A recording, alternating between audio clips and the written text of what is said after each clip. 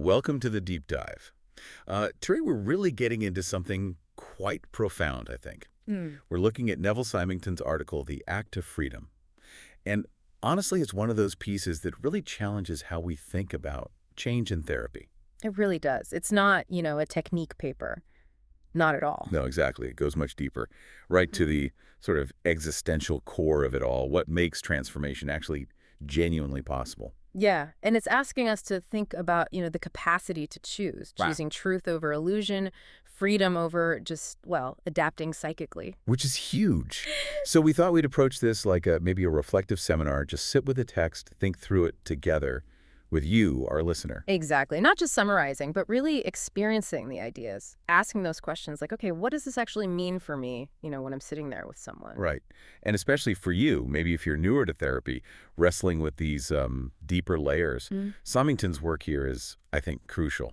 So to help us kind of chew on these ideas, which can be pretty complex, we're going to use the Feynman technique. Ah, good idea. Yeah, so for each big concept Symington brings up, we'll pause, try to put it in really clear, accessible language. And then ask those key questions. Exactly, like, what does this look like in the room?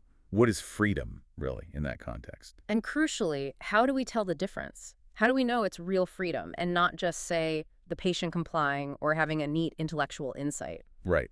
So let's dive in. Symington starts with this idea he calls the X phenomenon. The X phenomenon, yeah. He says it's something familiar to analysts, Right. an internal thing that happens. Yeah, he describes it first through examples, these clinical stories, before really theorizing it. But essentially, yeah, it's about something happening inside the analyst. An internal experience, like a shift. Exactly. An unexpected inner freedom, he calls it. A kind of liberation spontaneously happening within the analyst's own state of mind. Okay, so not something you plan for. No, not at all. It sort of catches you off guard. And Symington's point is that this internal shift, this inner act of freedom, is what then really impacts the patient's process. It reverberates. Precisely. It sets something in motion, often unconsciously at first. Okay. And he brings this straight to life with the case of Ms. M, doesn't he? He does. Miss M and the fee. It's a classic. Right. So he'd been charging her less, a lot less than others. Yes, but the crucial bit is why, or rather, how he thought about it. It wasn't a conscious decision he kept reviewing. No, he says it was like an acknowledged fact. Yeah, like the unreliability of the English weather, just part of the furniture of his mind. He'd resigned himself to it, just accepted it. And that's the trap, isn't it? This quiet, unexamined assumption about her limits, her capacity. He'd unconsciously bought into it. Right. He says he realized he was a prisoner of an illusion about the patient's capacities. And that he'd been lassoed into the patient's self-perception. Wow. Lassoed. That's a strong image. It is. And he admits he was just starting to see it, to extricate himself. His own resignation, his sort of internal shrug about her finances, was holding them both back. Even though he wasn't consciously trying to be patronizing. Exactly. But the internal posture, that unconscious limit he placed, was patronizing, in effect. And it limited the therapy. Until the startling thing. Yes. The X phenomenon moment. Suddenly, this question pops into his head. Why can't Miss M pay the same as all my other patients? Right. Not a calculation, not a logical step-by-step deduction, just a flash. An internal rupture of that old assumption. Inner freedom. That's it. Cutting through the mental furniture. And crucially, he acted on it. He brought it up with her. And her response is just incredible. Isn't it? If I had to pay more, then I know I would. Just like that. Basically saying, my capacity was waiting for your attitude to change. Exactly. It validated his internal shift completely, as if she knew, on some level, that he needed to break free of the illusion first. And then things really started moving for her, didn't they? They did. It wasn't just talk. She found a better-paying job, got out from under her patronizing boss, little Mary, she called her. And Symington explicitly connects that. Yes, he connects it directly to her being freed from the patronizing attitude of her analyst. And then she kicked out the parasitic boyfriend. Which he links, again, quite provocatively, to her being able to give the push to a parasitic analyst, meaning, perhaps, the part of him that was unconsciously colluding with her limitations. So the source, he argues, was that internal spark in him. That moment of inner freedom for the analyst, that's what unlocked her own capacity. Okay, let's pause here. Feynman technique time.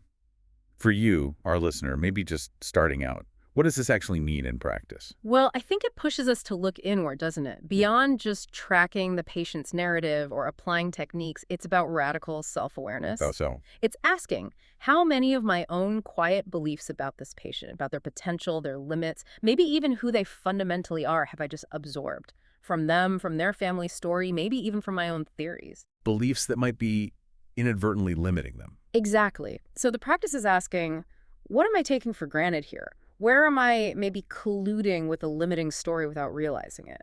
What's the furniture in my mind getting in the way? Like having an internal spy. Kind of, yeah, developing that vigilance to catch those acknowledged facts before they become these invisible walls in the therapy room. Okay. So that's the practice. And when that shift happens, what does freedom actually look like in this situation?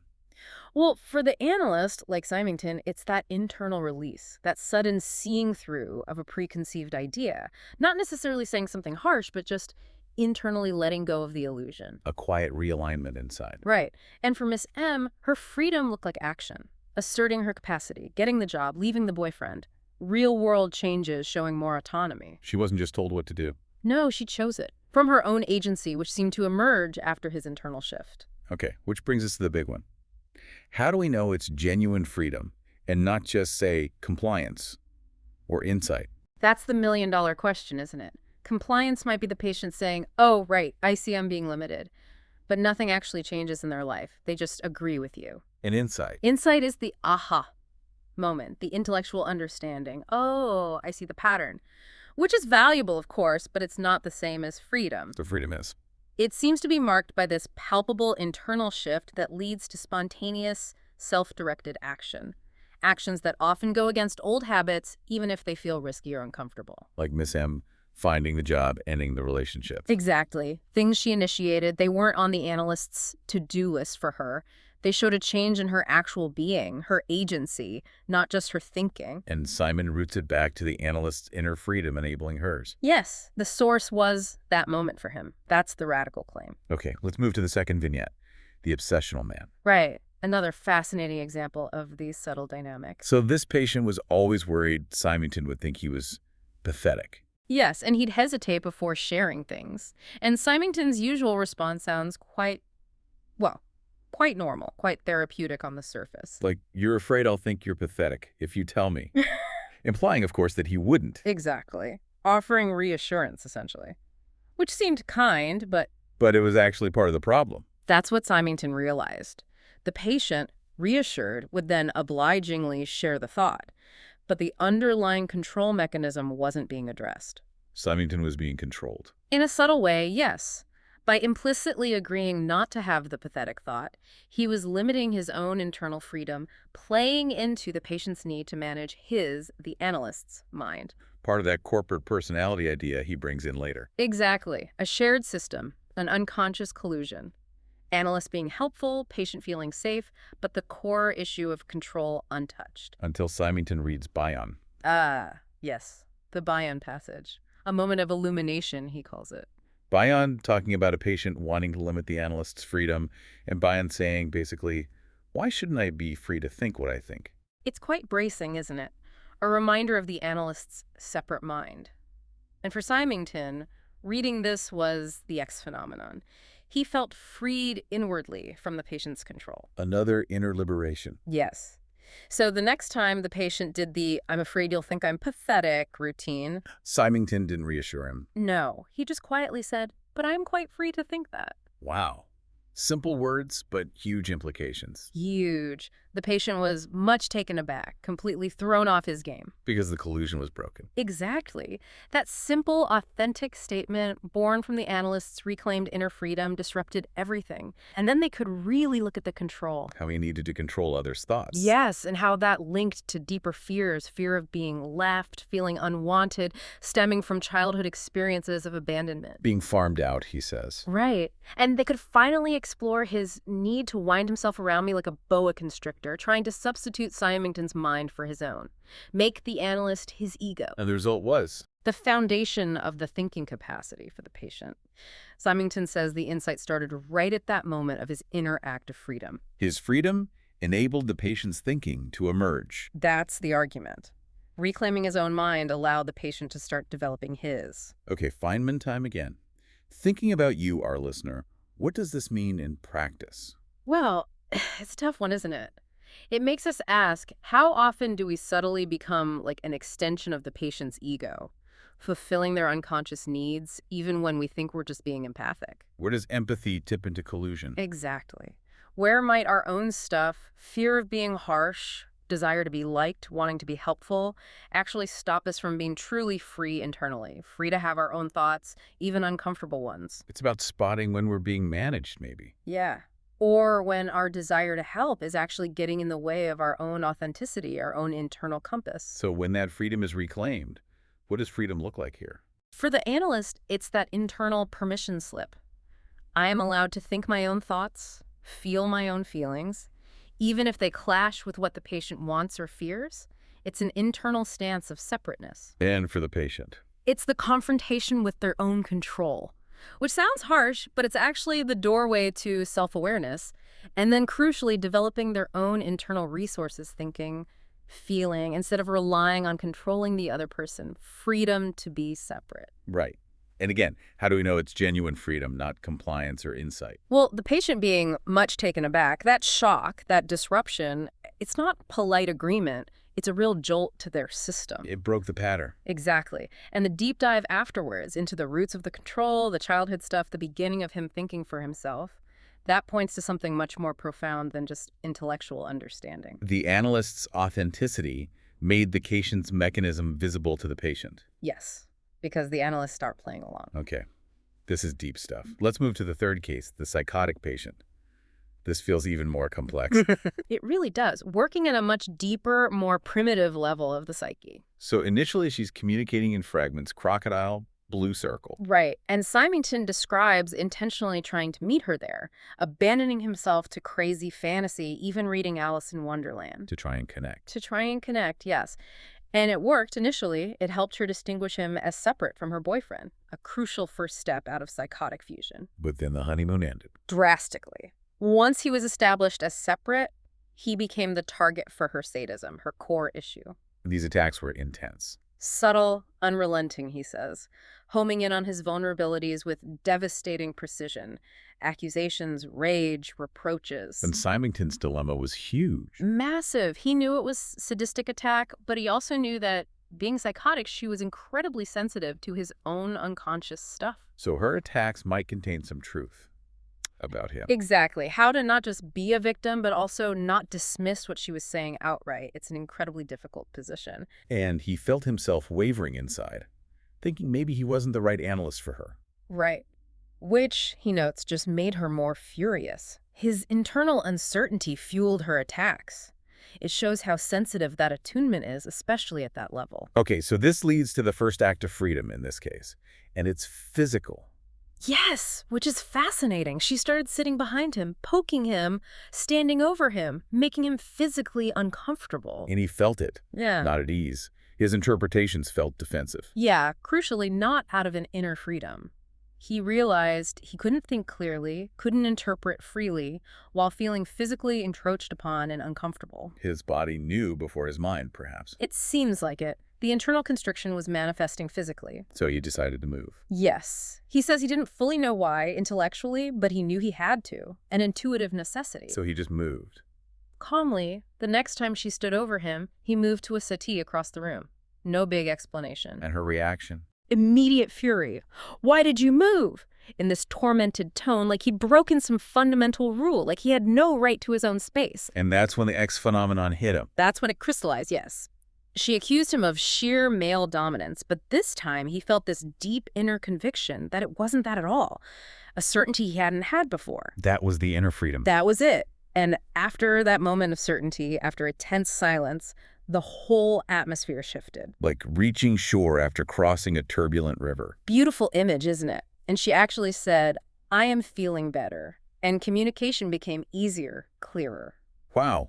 Okay, let's break that down with Feynman. What does this mean in practice? Yeah. Especially that physical move. I think it speaks volumes about honoring our own embodied experience, our own boundaries. How often do we ignore our physical discomfort, our gut feelings, because we think we should remain perfectly still, perfectly neutral? We override our own signals in service of technique. Maybe. Or fear of being unprofessional. Symington suggests sometimes the most therapeutic thing is to listen to that internal signal, that felt sense of needing space or asserting a boundary, even a simple physical one. So authenticity isn't just mental, it's physical too. Absolutely. It's about not letting ourselves become victims of the patient's projections or demands, especially when they manifest in ways that make us feel fundamentally not at ease in our own skin. Okay, so when the analyst reclaims that, what does freedom look like here? For Symington, it's acting from that discomfort, that inner conviction, not reacting defensively, but asserting his own need for space, his autonomy, refusing to be merged or controlled physically. And for the patient. It's the difficult, painful, but necessary experience of encountering a truly separate other, someone who won't be consumed or controlled. That very boundary, that act of separation, becomes the container for her beginning to differentiate. Right. And how do we know it's genuine freedom? Again, the intensity of her reaction, "Why did you move?" followed by the immediate shift in atmosphere and her spontaneous statement, "I am feeling better." That's not intellectual. It's visceral. Totally visceral. A felt change in the relational field itself. It wasn't about her agreeing with an interpretation. It was about the fundamental nature of the connection shifting, because he asserted his separateness. There's a second act of freedom with her too, right? Yeah. More subtle. Yes. Later on, she reached a point where she just couldn't stand interpretations. Pushing back hard. Really hard, demanding he just accept what she said at face value, take responsibility for his stuff. She needed to separate herself out from him, from this agglutinous mass, this merged state. And interpretations felt like more merging or control. Possibly, like they were keeping her stuck in that undifferentiated place. So Symington realized the only way forward was different. He had to express his personal feelings. Exactly. She needed to know what was really his. She kept asking, are these your feelings or just what analysts say? That's a profound question. Isn't it? And he had to be honest. They were mine, he told her. And he didn't know if other analysts felt the same. He offered his authentic, subjective self. Which sounds risky, going against the grain of analytic anonymity. Very. But it was what was needed.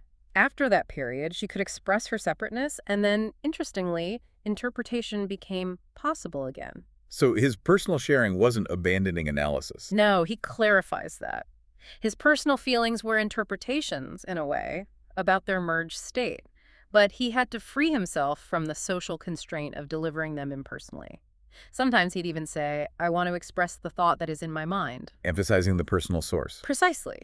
It was about freeing himself from a rigid adherence to technique when the patient's need for authentic contact demanded something else. Okay, applying Feynman again.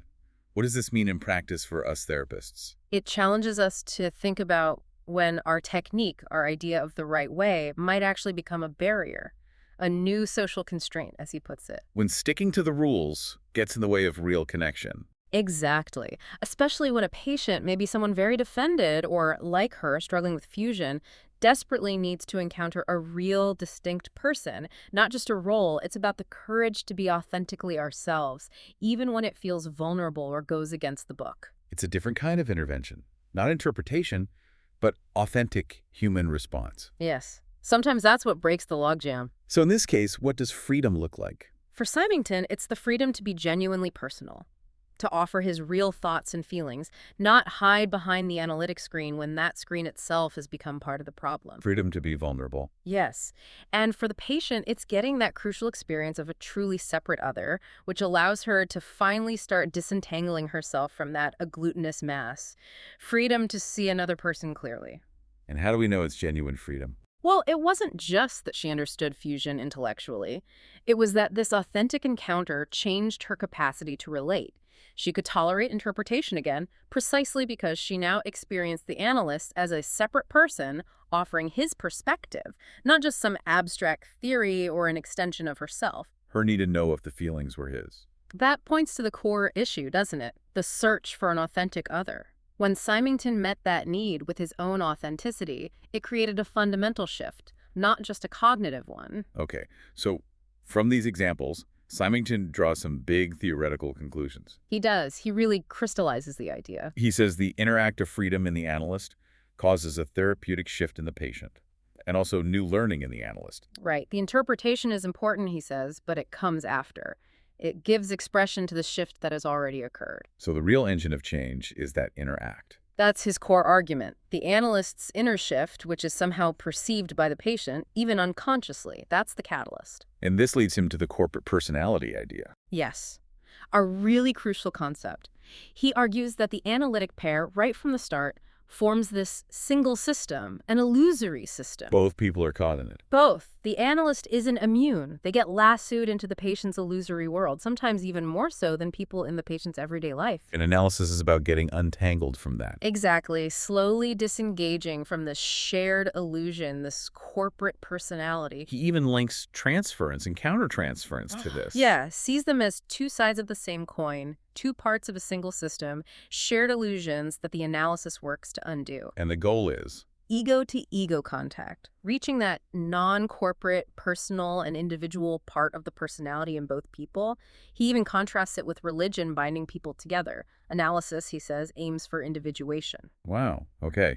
And he connects this illusion to the superego. He does. He suggests that in those X-phenomenon moments, the analyst's true feelings were hidden, shrouded by illusory feelings coming from the patient's unconscious superego. And he brings in Talcott Parsons. Yeah, to broaden the idea of the superego beyond just morals. Parsons says all the components of the common culture get internalized. Values, myths, ways of being. So it's a personal cultural illusion. Right. Both patient and analyst are held in thrall by it. The analyst, especially if passive, can get swept into the patient's internalized world, their superego contents. Fusion happens via the superegos. Okay, let's use Simon here. This is a big concept. For you listening, what does this corporate personality idea mean in practice? How do we even spot it? It's tricky, isn't it? It means constantly asking, am I responding right now as me, as a separate person? Or am I playing a role dictated by the patient's internal world? Am I subtly enacting their family script, their cultural assumptions, or even just my own rigid theoretical ideas that have become like superego rules? Am I being shaped by their system without realizing it? Precisely. It's about trying to discern genuine connection from being swept into their illusion, maintaining that internal separateness. And if we can step out of it, what does freedom look like here? Freedom is that stepping out, breaking the hold of the shared illusion, moving towards that authentic ego-to-ego meeting where two distinct individuals interact, not just two roles in a pre-written play. Becoming more fully ourselves in the room. Yes, and by doing that, paradoxically, creating the space for the patient's true self to emerge too. Okay. And how do we know it's genuine freedom, not just a new illusion? Simonton emphasizes it's not just intellectual. It's that sudden access of personal feeling in the analyst that breaks the bond. And crucially, the patient feels this shift immediately, he says, prior to insight. A felt sense of disentanglement. Exactly. A pre-verbal shift in the whole relational field. You feel released from something, even if you can't immediately name it. Then comes the understanding. This puts a lot of responsibility on the analyst's inner state. Immense responsibility. He tells that story of the patient asking, what guarantee have I that something in your unconscious won't block my progress? She thought he held all the power. Initially, yes, but then she grieved when she realized neither of them controlled the timing. That Symington also had to just wait, like she did, for these X-phenomenon moments, these breakthroughs from the deep, pre-verbal levels of the process. It's not something you can force. No. It emerges from the authentic engagement itself. And he distinguishes this from projective identification, right? He does. PI often implies the feelings belong to the patient and are just dumped into the analyst. Symington sees the X phenomenon differently. As a joint process. Yes. Where the real feelings of both analyst and patient get stirred up by the resistance they're both caught in, both are responsible. He talks about a third term, the process, moving beyond blame. Okay. Then he talks about special forms of knowledge, beyond normal perception. Right. He points to Freud himself, who, despite usually emphasizing ego perception, talked about the unconscious of one person reacting directly on the unconscious of another. Bypassing consciousness. Exactly. Freud called it very remarkable. Symington sees this as a special kind of knowing between people, not through the usual senses or conscious thought. It antedates interpretation. And he gives examples with the psychotic patient again. Yes. How she just knew about his inner state, his upset over another patient's suicide, his internal decision about the last session day with no external clues. She felt my inner act. Yeah, as if even an inner judgment has some perceptible ripple effect. Our internal world isn't entirely private, it seems. And he brings in Vico, the philosopher. Giambattista Vico, yeah. 18th century. Vico added this fourth kind of knowledge, knowing ourselves and others from the inside. Because we create human things, like culture or our inner worlds. Exactly. Vico called it Verstehen understanding from within as opposed to Wissen, external knowledge. And he said it requires fantasia, imaginative empathy. And Symington applies this to analysis. Yes. The patient's inner world, their fantasy life interacting with reality, is a human creation. So we can know it from the inside through this Vico-esque Verstehen, not just observation. Okay, back to Feynman. What does this mean in practice? This special knowledge, this Verstehen, how do we cultivate it? It's about tuning in differently, isn't it? Paying attention to more than just the words, to the atmosphere, the silences, the gut feelings, the subtle shifts that happen before things get spoken. Trusting our intuition more. I think so. And trusting that there's a level of communication happening that isn't just conscious and verbal. It might shape how we hold ourselves, how present we are to the unspoken. And what does freedom look like here, in terms of this knowledge? Maybe it's the freedom to trust that deeper attunement, to step outside purely rational, conscious ways of knowing and embrace a more holistic, intuitive connection. Freedom from needing to understand everything logically all the time. Letting ourselves know and be known unconsciously. Something like that, allowing that deeper resonance. And how do we know it's genuine, this kind of knowing? Often it's validated later. The patient might say something that shockingly confirms an internal feeling or thought you had. It validates a connection that seemed to bypass the usual channels. It feels resonant, even if uncanny. Okay. He then uses Kant to talk about understanding. Right. The critique of pure reason. A challenging analogy, but powerful. To grasp Kant's new idea, you have to actively banish the false idea you held before, often a superego idea. Yes. Be passive and receptive to Kant, but active in clearing out your own old assumptions. And at the moment of understanding, I become Kant, as it were. Through an act of the ego, dispelling the superego. And because of that, paradoxically, you become more separate, more individual. You integrate the new understanding. So how does this apply to analysis? Similarly, the analyst has to clear away their own false ideas, be passive to the process unfolding, and actively fight the shared resistance. And belief in the process is key. Essential, he says, for both. And the analyst often has to carry that belief, especially early on, a commitment to the possibility of transformation.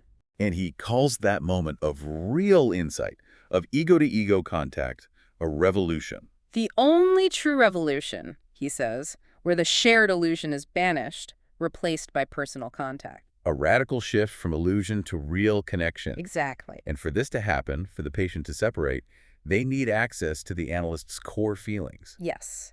Interpretations need to flow from that authentic place as much as possible, not just be clever or technically correct. Especially for psychotic patients, but really for everyone. Right, because patients pick up on it. Remember the patient asking if it was Symington's thought or just psychoanalytic dogma, just a superego content. That search for the analyst's authentic self. Symington thinks reaching his own true feelings was his biggest challenge and maybe a central problem in every analysis, being deeply personal authentically within the professional role. Okay, last Feynman round on this. What does this mean in practice for you, the therapist? Distinguishing received dictum from core feeling. It's about constant self-reflection, isn't it? Am I saying this because it fits the theory I learned or because it genuinely arises from my felt sense of this person, this moment, this process? Am I connected to my own core? Challenging our own assumptions, our own false ideas. Continually. And allowing ourselves to be genuinely present, authentically responding, not just applying formulas. So what does freedom look like here? It's the analyst's freedom to be truly themselves in the room, offering their real understanding, their integrated experience, not hiding behind a role. And for the patient? It's the freedom to perceive that authenticity, which is what allows them to start differentiating, to find their own separate self, free from the mother glue or the corporate illusion, freedom to see and be seen. And how do we know it's genuine? It's that revolution he talks about, a fundamental shift in the relationship itself. From merge to separate, illusory to real, you feel it. There's a clarity, a new capacity for agency in the patient, a different quality of connection. It's the emergence of the truly personal. Okay, so we've covered Symington's core ideas and cases. Yeah. Now, let's try to bring this into a more contemporary scenario, something maybe you, our listener, can really connect with. Let's imagine a therapist. Let's call her Yael Ariely. Okay. Yeah. So Yael's working with someone, maybe high-functioning, very articulate, someone who can talk about feelings brilliantly. Intellectually, yeah. analyze them, theorize about them. But Yale senses they kind of skirt around genuine, raw vulnerability. They're masters of the elegant detour. Mm-hmm. I think we all know patients like that. Very defended, but cleverly so. Right. And over time, Yale starts noticing this pattern really clearly. Every time they get close to something deep, emotionally real. What? Poof. A clever intellectualization, a sudden topic shift, maybe a fascinating but irrelevant anecdote. Keeping her at arm's length. Exactly. And Yale feels this subtle frustration building, this sense of always being bypassed. And maybe she notices her own part in it, too. That's key. Maybe she realizes she's subtly colluding, not pushing too hard, wanting to be seen as understanding, maybe fearing a rupture if she challenges the detour. That's her corporate personality moment, Right. right? Getting gently lassoed into the patient's avoidance system, unconsciously agreeing to keep things safe, intellectual, and ultimately stuck. Losing her own inner freedom to challenge. Yes. Until one session, maybe after a lot of this intellectual back and forth, this profound silence falls. Okay, a real silence. Heavy. The patient just stops talking, goes quiet, and Yale feels it, the tension. But instead jumping in, she just waits, holds the space, tolerates her own discomfort maybe. Allows the truth of the moment to just be there. Right. And after a long pause, really long, the patient takes a deep breath and says, almost like it's being torn out of him, Yeah. I don't want to tell you this, but I will. Ah, that's the moment. That's the moment. Yale feels the whole room shift, like the air clears. And it's not even about what they say next, not primarily. It's the choice before the words. Exactly, that raw act of will. Defining their own internal resistance, their whole elegant system of avoidance. Choosing vulnerability over safety. That's the act of freedom, right there. It becomes the doorway. Not just insight, but a living demonstration of choosing truth over psychic adaptation. The corporate personality just fractured. Something real personal broke through. A mini revolution. Yeah. Okay, let's apply Feynman to Yale's experience. What does this mean in practice for a therapist like Yale, or like you listening? Well, it highlights the need to recognize those tiny moments, doesn't it? When someone's right on the edge of choosing freedom. And it asks, what internal state does the therapist need to be in to allow that? Not jumping in to rescue from the silence. Right. Tolerating the discomfort, trusting the process. Yale had to have her own inner act of freedom. The freedom to wait, to witness, to be with the struggle without needing to manage it or make it comfortable, allowing the patient's will to find its own way. So it demands a different kind of therapeutic presence. And when that space allows the choice, what does freedom look like here? For the patient, it's that conscious or maybe preconscious decision to override the ingrained avoidance, to choose the scary path of connection over the familiar path of defense. It's their will asserting itself over habit. And for Yale, the therapist. Her freedom is in witnessing without taking over, holding the space for their emergence. Freedom from her own need to be helpful or smooth things over, choosing instead to be authentically present to their painful, powerful choice. Okay, and finally, how do we know it's genuine freedom, not just compliance or insight? That phrase, I don't want to tell you this, but I will. It tells you everything about the internal battle. It's not just new information, and it's definitely not trying to please Yale compliance. It's volitional. It costs them something. Exactly. And that felt sense Yale had, the shift in the room. That's the unconscious perception Symington talks about, a deep knowing that something real, personal, and significant just happened. Ego-to-ego contact was made. Wow. So wrapping up, we've journeyed through Symington's ideas, his cases, considered Yale's story. What really strikes me again and again is this relentless focus on the analyst's inner world. Its power, its impact, often unseen, unfelt by the analyst, consciously perhaps, but deeply perceived by the patient. It really hammers home that our biggest tool isn't just technique, it's our own capacity for inner freedom, our willingness to confront our own illusions. Absolutely. This whole deep dive underscores that therapy, fundamentally, is this constant dance between illusion and truth, adaptation and freedom. It's about this incredibly subtle, profound, often pre-verbal communication. Rooted in the authenticity of those people. Yeah. The analyst's courage to be free, potentially unlocking the patient's freedom. Yes. And that's really what we hope you, our listener, will sit with. Next time you're in session, maybe you'll notice that subtle feeling, that internal question mark, that moment of discomfort Symington describes. That sense that maybe some of your own internal furniture needs shifting, or an old assumption is ready to be challenged. Yeah. Which leaves us with a big question to mull over, doesn't it, for all of us? It does. If the analyst's inner act of freedom is so central to change, What does that demand of us? What kind of personal work, what practices do we need to cultivate that inner authenticity? How do we keep freeing ourselves from our own illusions, our own subtle collusions, our own corporate personalities? So that our patients have the best possible chance to find their own true freedom. Not just symptom relief, but liberation from those deeper unseen bonds. A profound challenge. Thank you for exploring it with us today. Thank you. Until next time, keep diving deep, keep questioning, and keep moving towards that act of freedom in yourselves and in the space you hold for others.